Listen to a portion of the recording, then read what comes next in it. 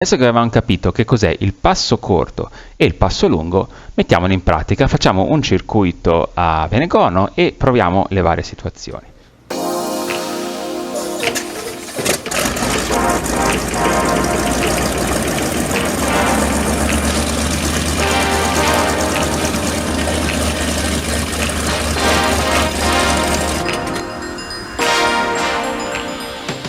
Ciao ragazzi e bentornati a un altro appuntamento settimanale sui tutorial del nostro Aeroclub Aerosax di aviazione generale. Facciamo una o due volte a settimana dei video tutorial in cui andiamo ad affrontare varie tematiche del volo, di principi di volo, di normative, comunicazioni, ogni volta c'è un tema diverso e lo snoccioliamo un po' in termini credo facili e semplici da comprendere per gli appassionati, per chi vola su Flight Simulator, o un ripasso per chi ha i brevetti e vola nel reale.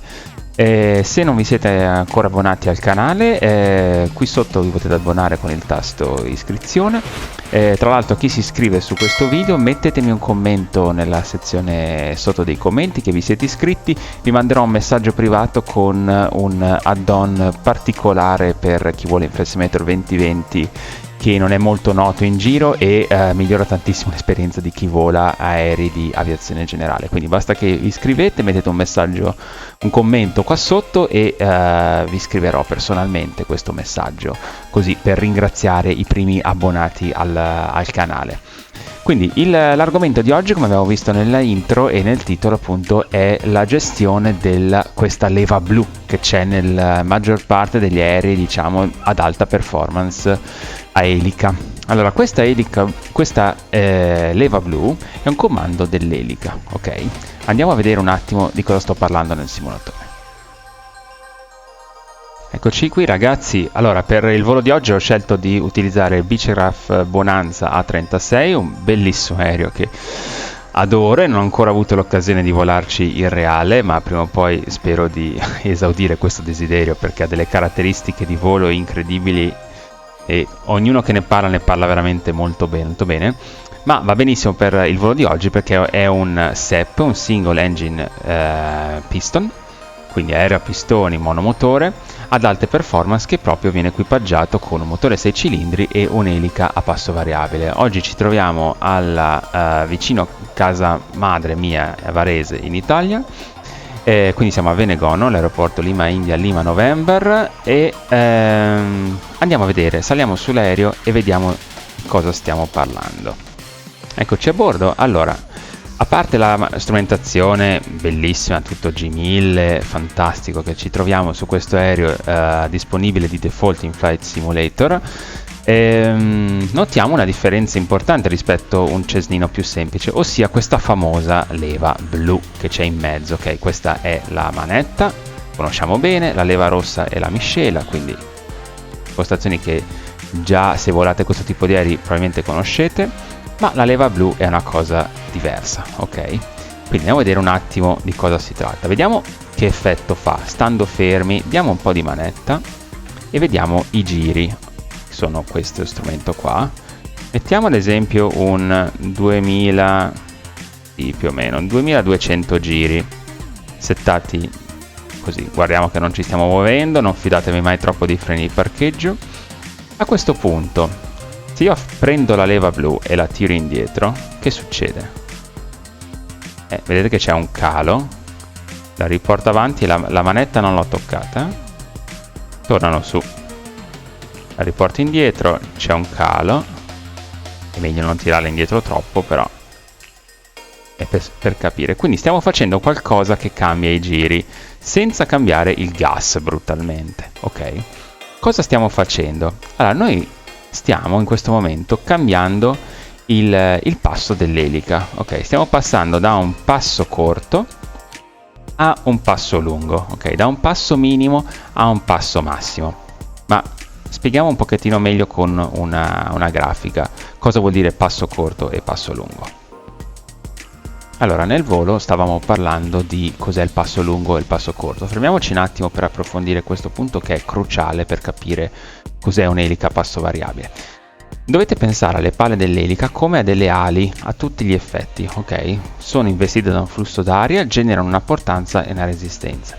Con un'elica a passo variabile noi possiamo modificare a parità di numero di giri, quindi la rotazione, quindi la stessa velocità del flusso d'aria che colpisce le pale, possiamo variare questa portanza e resistenza. Come?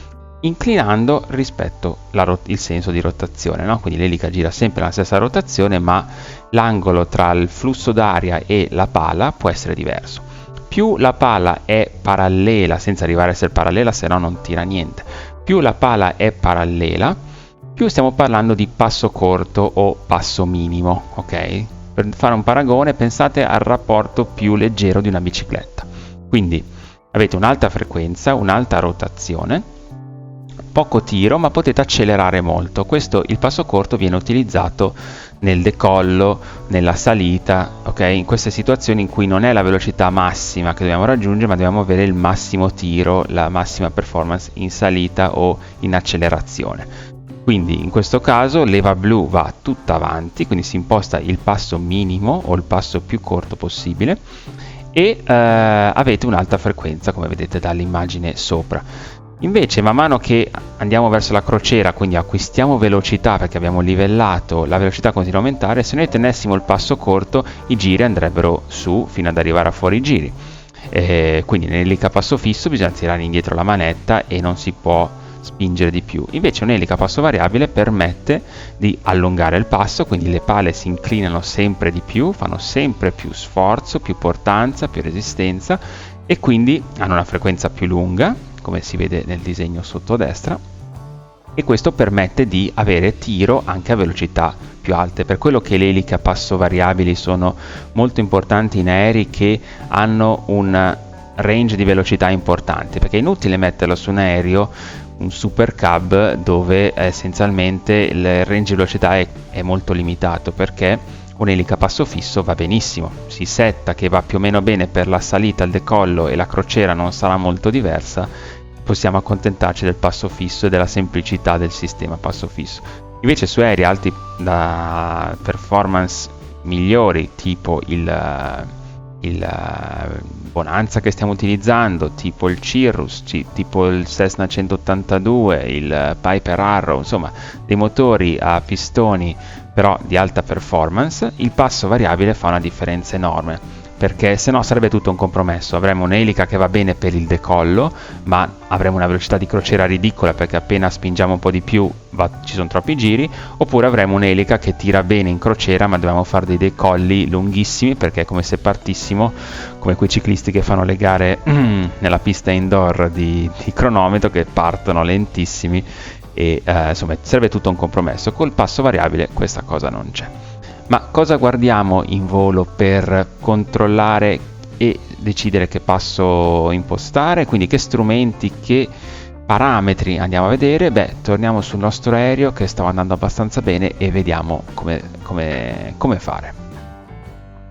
Rieccoci qua. Quindi adesso che avevamo capito che cos'è il passo corto e il passo lungo, mettiamolo in pratica, facciamo un circuito a Venegono e proviamo le varie situazioni. Allora, come avevamo detto all'inizio, nel decollo e nella salita noi ci serve l'accelerazione massima, quindi la leva sarà tutta in avanti, ok? Tutto avanti, sia miscela se non avete altitudini folli, in questo caso va benissimo, sia il passo tutto avanti, quindi passo più corto possibile e passo minimo, come vogliate chiamarlo.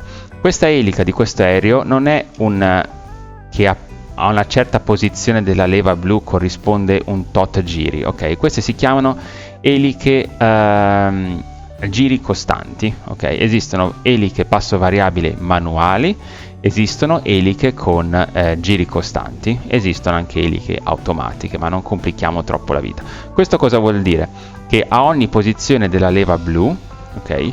L'aereo, il governor, si chiama il sistema che va a settare il calettamento delle pale, cerca di tenere i giri che noi impostiamo, quindi con leva tutta avanti cerca di tenere i giri massimi. È chiaro che se gli do abbastanza motore come adesso, vedete che siamo a 1000 giri, è impossibile che me lo tenga al massimo perché non c'è l'energia necessaria, ma appena io do su, vedete che sale, Guardate, andiamo a prendere i giri massimi. Ok, diciamo che siamo qua. Io in realtà ho ancora manetta, quindi se fosse che a una tale posizione ci sarebbe il calettamento fisso delle pale, io adesso dando manetta queste aumenterebbero ancora sensibilmente il passo. Invece noi aumentando la manetta si varia di un pochettino, vedete che va un filino fuori che non va bene, ma comunque si tende a stabilizzare lì che è il giri massimi. Se tiro indietro, diciamo, questo è ancora un po' più semplice da spiegare. Se impostiamo tienimi 2200 giri, guardate, io adesso tolgo la manetta e vedete che la map sopra scende. Adesso spieghiamo cos'è, ma i giri sotto non stanno scendendo perché lui sta continuamente cambiando il calettamento, ok? Quindi queste, come quasi tutte quelle che trovate, sono a giri costanti, che sono anche le migliori, perché se no dovreste continuamente andare a regolare la leva blu. Invece in questo caso no. Quindi tiriamo giù, la rimettiamo in avanti e andiamo. Via il freno di parcheggio. La checklist l'ho già fatta prima, ragazzi.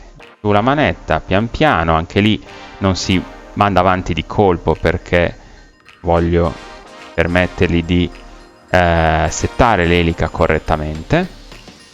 Inflazionamento devo tirare indietro 1 millimetro la blu per non andare fuori giri, nella realtà non andrebbe fuori giri. 80, tiriamo su leggermente il muso. Vedete che i giri stanno costanti, 2650, rato di salita positivo, tiriamo sul carrello, aspettiamo un po' per i flap. Vedete che lui tiene i giri costanti. Io tiro indietro un po' la manetta, guardate la map sopra che scende, 26 e via dicendo. I giri stanno sempre lì perché lui sta modificando il calettamento, lo sta alleggerendo così che tenga il tiro massimo. Come si fa a cambiare il passo? Esattamente come in bicicletta, voi non volete cambiare da un rapporto all'altro quando state spingendo al massimo sui pedali, la stessa cosa succede in un passo variabile. Quindi prima dobbiamo togliere la nostra spinta sui pedali, che è la manetta, quindi andiamo a impostare a un parametro che va bene, diciamo 22, 23. A questo punto possiamo prendere la leva blu e la tiriamo indietro e andiamo a impostare un parametro di 2100, 2200 giri. Tiriamo sui flap e ci andiamo a livellare. Ora guardate, siamo a 100 nodi.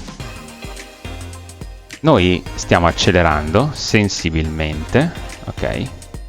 Senza però che i giri cambiano, proprio perché, come dicevo, abbiamo un passo variabile, quindi a giri costanti.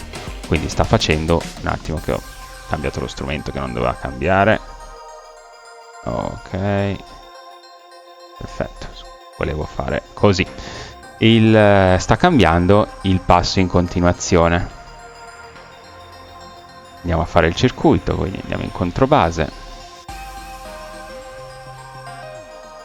Ci sono le tabelle per ogni aereo del rapporto tra giri e map. Map corrisponde a quanto voi accelerate. Vedete che io cambio la manetta e cambia il parametro della map. I giri invece corrisponde alla vostra posizione sulla leva blu sotto. Tutto chiaro, tutto semplice, facile, ok. Sì, ma manca un pezzetto. Il pezzetto che manca è dato dalla map, quindi quando si parla di eliche a passo variabile non si può non parlare di map. La map sta per Manifold Air Pressure, ok?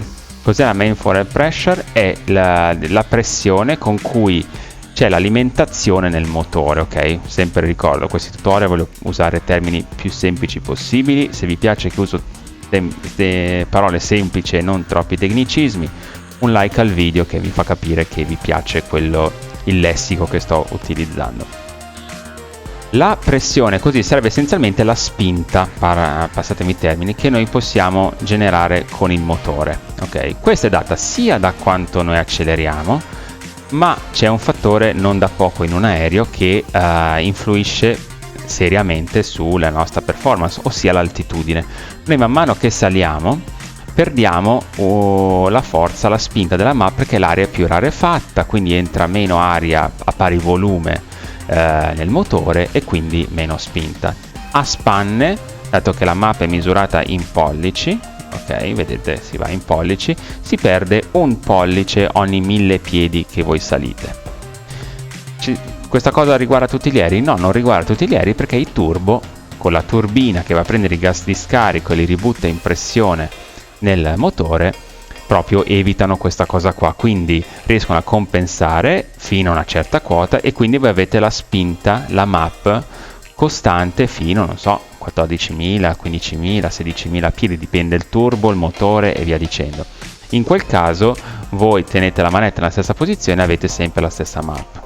Invece un aereo aspirato, quindi senza turbo, se voi volete volare con, non so, volete fare la vostra salita, allora impostate, non so, 2000, non si tiene il passo minimo per tutta la salita, si tira indietro per dare respiro, ad esempio 2500 giri, voi volete salire con una MAP di 26, tra un po' la 26 sparirà, perché io man mano che vado su, guardate, saliamo in fretta, guardate, non tocco la manetta, vedete che scende?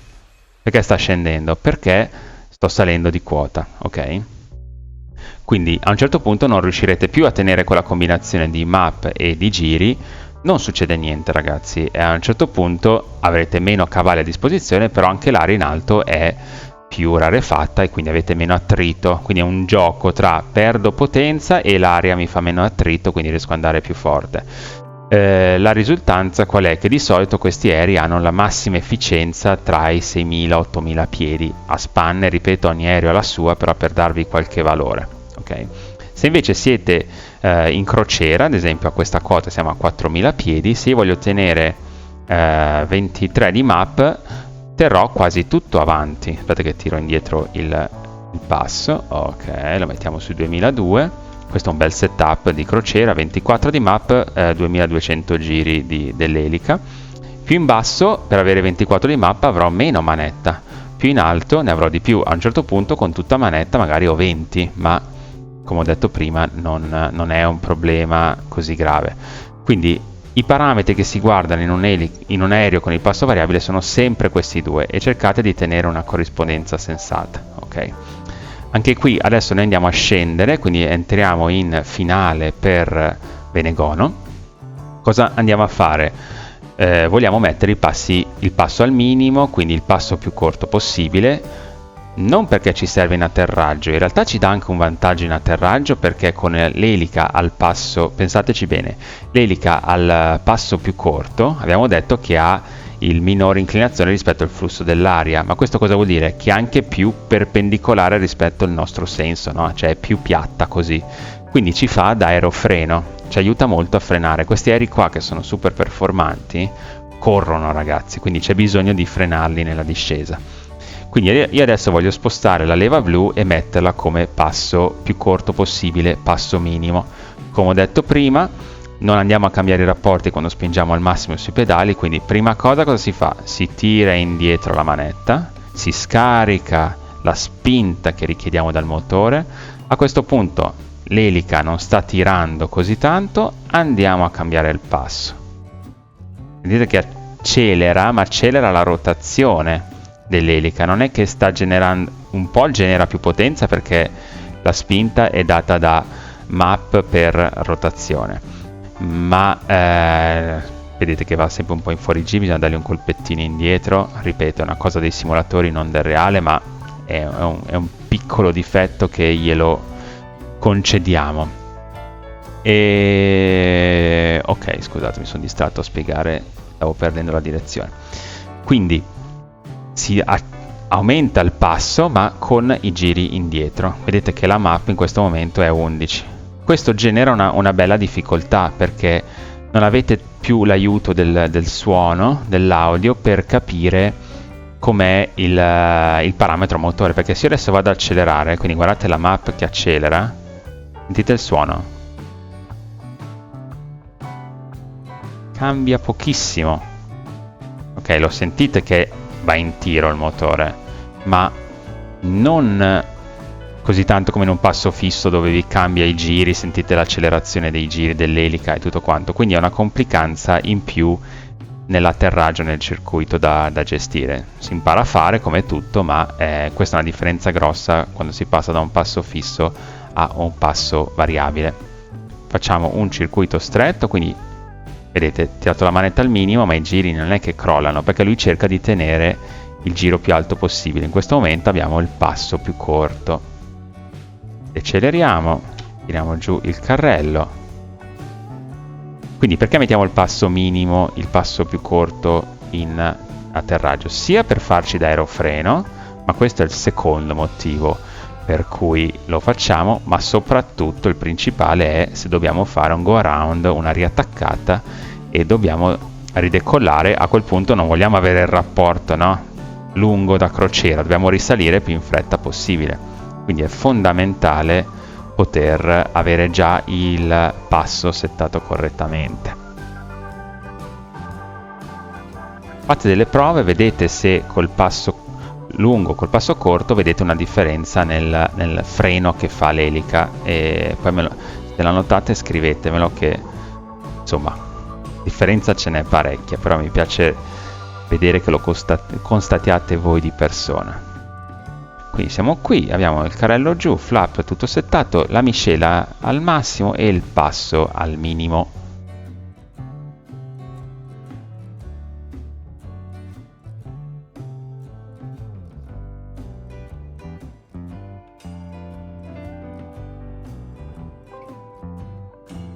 Vedete che adesso i giri scendono perché ovviamente non ho talmente indietro la manetta che non ce la fa più a tenerli su. E anche tocchi. E rieccoci qua. Ok, quindi abbiamo visto un pochettino tutti gli scenari possibili del passo dell'elica. Io spero che il video vi sia piaciuto, abbiamo visto un po' tutti gli aspetti principali dell'elica passo variabile.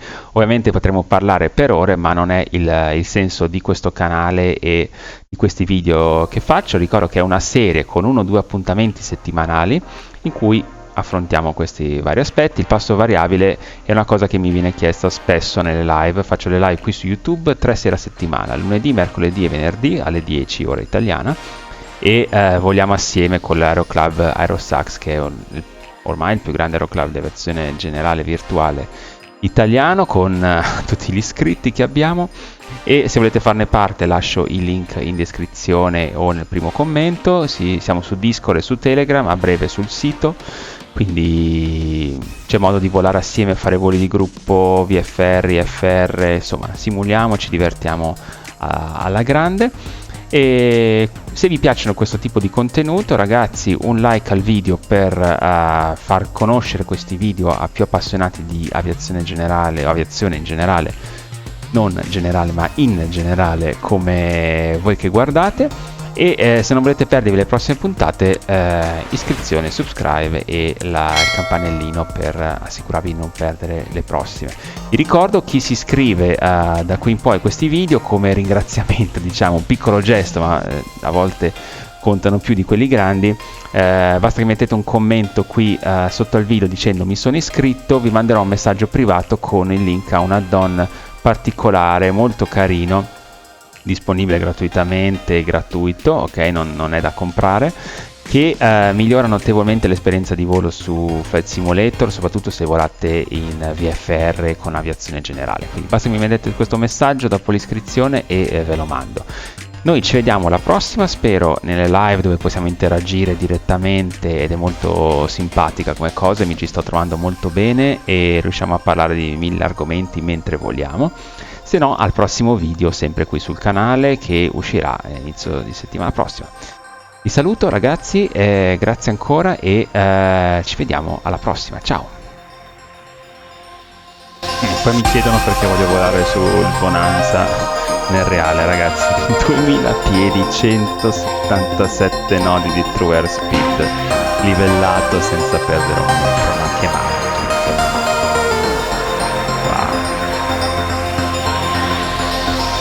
Ciao Varese.